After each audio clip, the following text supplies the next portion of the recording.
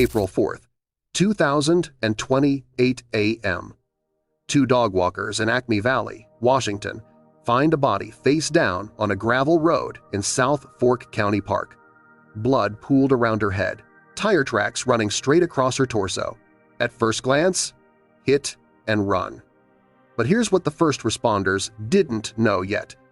20 feet from that body, lying in the dirt, was a cell phone, and when they traced it, they discover it didn't belong to the victim.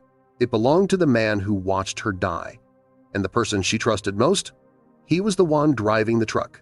This is the story of two one-year-old Darian Sather, a drug deal that went wrong, and 8 people who would be arrested for what happened on that cold April morning. But it all started with a text message asking for $250 worth of methamphetamine. Darian Delreen Sather was 21 years old. She lived in the quiet town of Sedro-Woolley, Washington, the kind of place where crime was almost unheard of. She was known for her free spirit, her love of nature, and her ability to express herself through art. People who knew Darian said she had this way of making you feel seen. She cherished time with her family. Her laugh was infectious. But as she got older, Darian started pulling away from that warmth. She was battling something most of her family didn't fully understand yet: substance abuse, specifically methamphetamine. And on the morning of April 4th, 2020, she needed a fix. So she did what she'd done before. She reached out to someone she thought she could trust. Her ex-boyfriend, Peyton Mulrian. The text was simple: "Can you get me $250 worth?" Peyton replied within minutes. "Yeah, meet me at South Fork Park, 7 a.m. Darian didn't think twice about it. She'd bought from him before. He was her ex, sure, but they'd ended things on decent terms. Or so she thought. What Darian didn't know was that Peyton wasn't planning to sell her anything. He was planning to rob her. And in less than an hour, Darian Sather would be dead. Peyton Thomas Mulrian was 25 years old. To most people, he seemed like a low-level dealer, small-time, someone trying to get by in a town that didn't offer much opportunity. But people who knew him well saw something else. Peyton had a pattern. He'd build trust, get close, make you think he had your back, and then, when he needed something, he'd use that trust against you. Darian had dated him for a few months the year before. It wasn't serious, but it wasn't toxic either. When they broke up, they stayed in touch, mostly because Peyton had become her supplier. And that's the thing about dealers who date their customers. The power dynamic never really balances out. But Peyton wasn't working alone. He'd recruited 2 others for what was about to happen. First, Brent Gerber, 47 years old, owned a white 2000 Mazda pickup truck.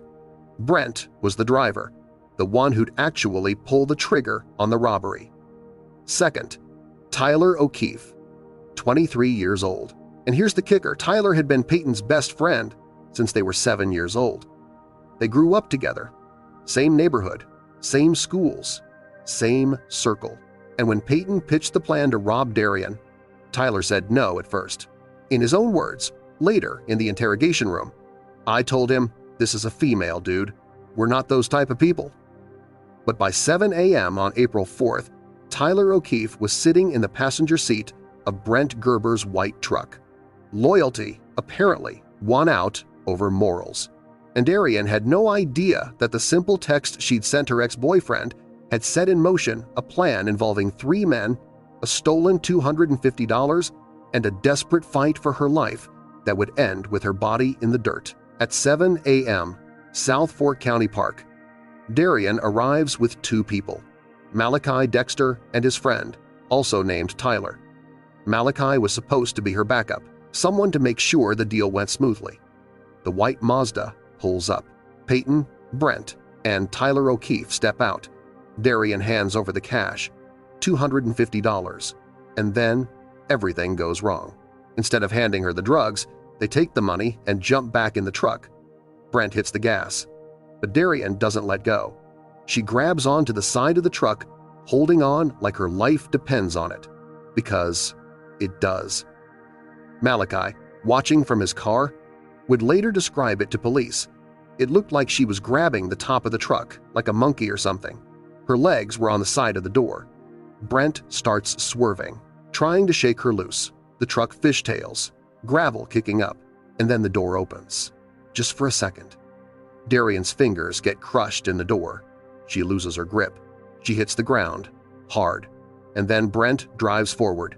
The truck runs over her body. The weight of the vehicle crushes her skull. Malachi's friend, Tyler, jumps out of Malachi's car and runs to her. He checks for a pulse. Nothing. He turns back to Malachi, hysterical. She's dead. She's dead. Her face is scratched in. Oh my God. The white truck speeds off.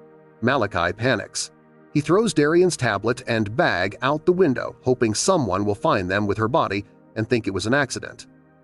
Then he and his friend flee the scene.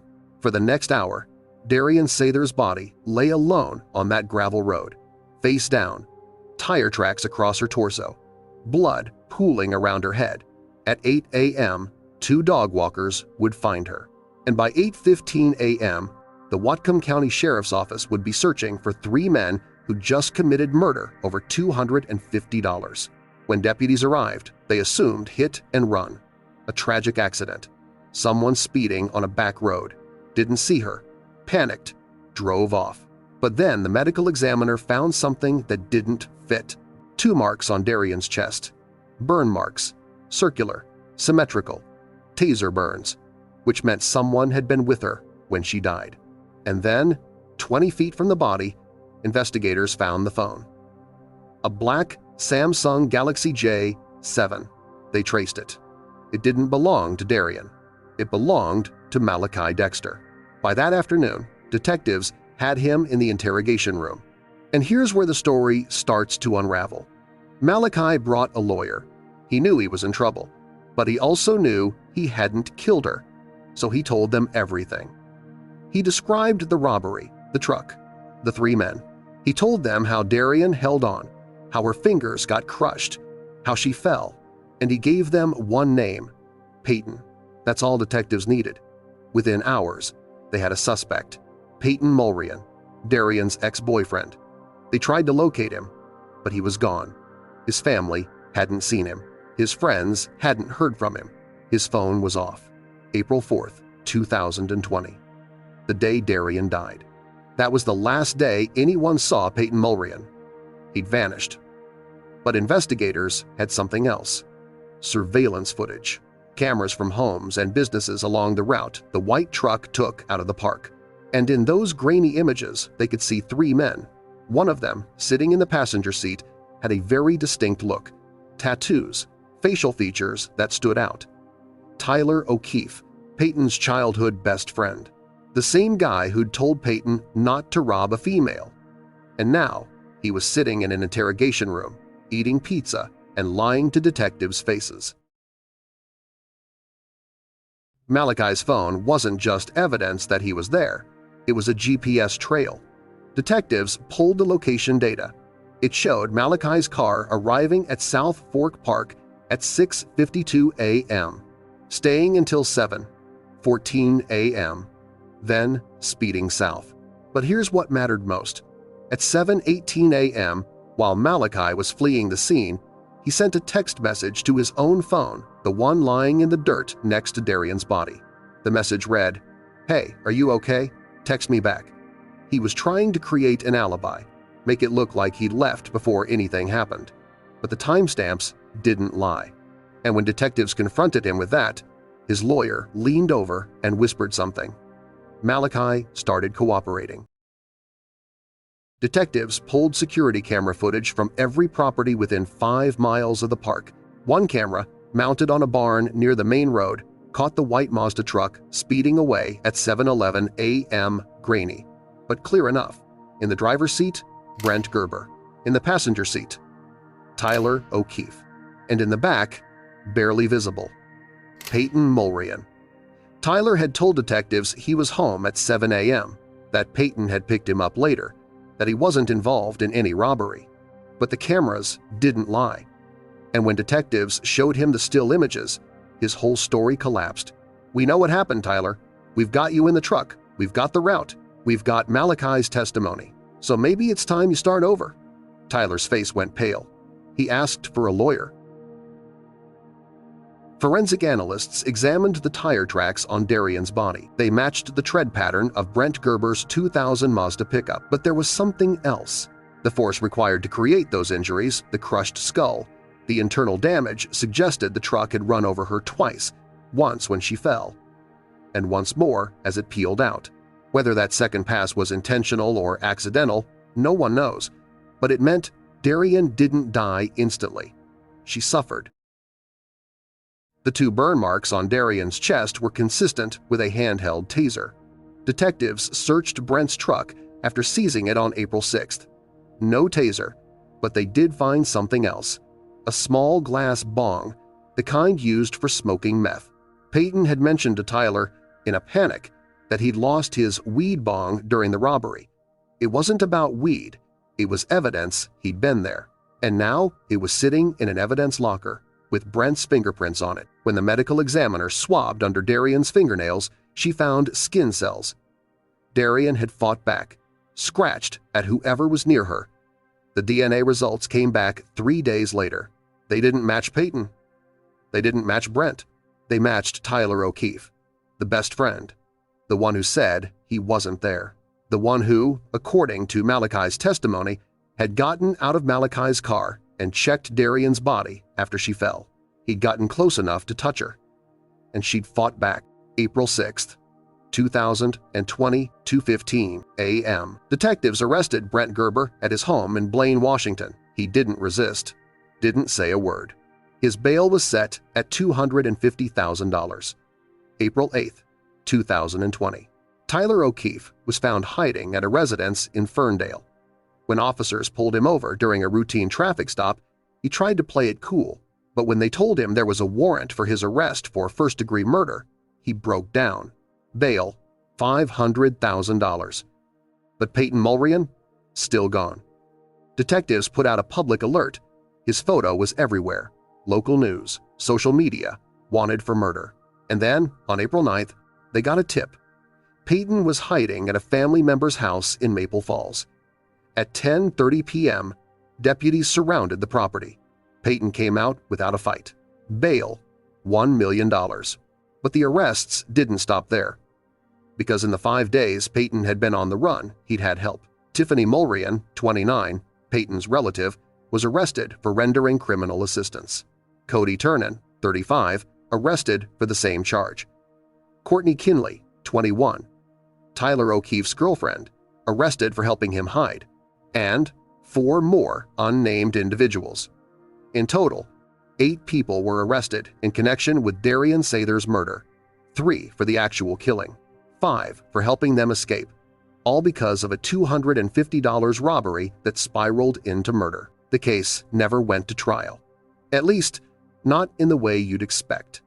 Peyton Mulrian, facing first-degree murder charges, accepted a plea deal. He was convicted of first-degree manslaughter. Not murder, manslaughter, which means the prosecution likely couldn't prove premeditation that Peyton intended to kill Darian before they arrived at the park. What they could prove was that the robbery turned violent, that Darian died as a result, and that Peyton was responsible. He's currently incarcerated in a Washington state prison. DOC number 389236. Brent Gerber and Tyler O'Keefe also accepted plea deals, though the specific sentences for each aren't publicly available. But here's what we do know. Tyler O'Keefe, the best friend since age 7, the one who said, "We're not those type of people," sat in that interrogation room eating pizza while lying to detectives. He claimed he wasn't there. He claimed he tried to stop it.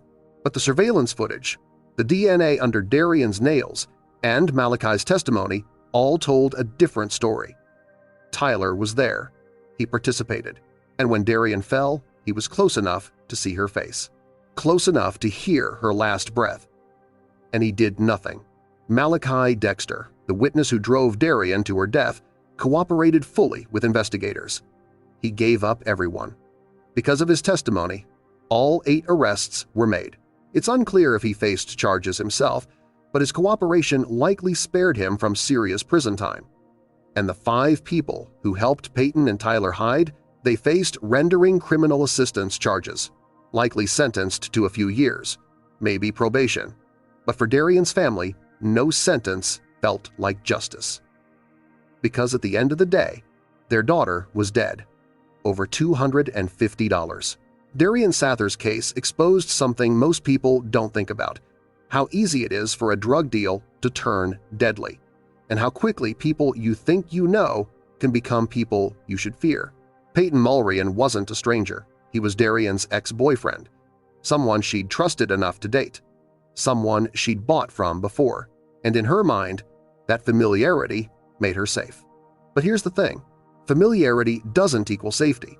In fact, statistically, you're more likely to be harmed by someone you know than by a stranger.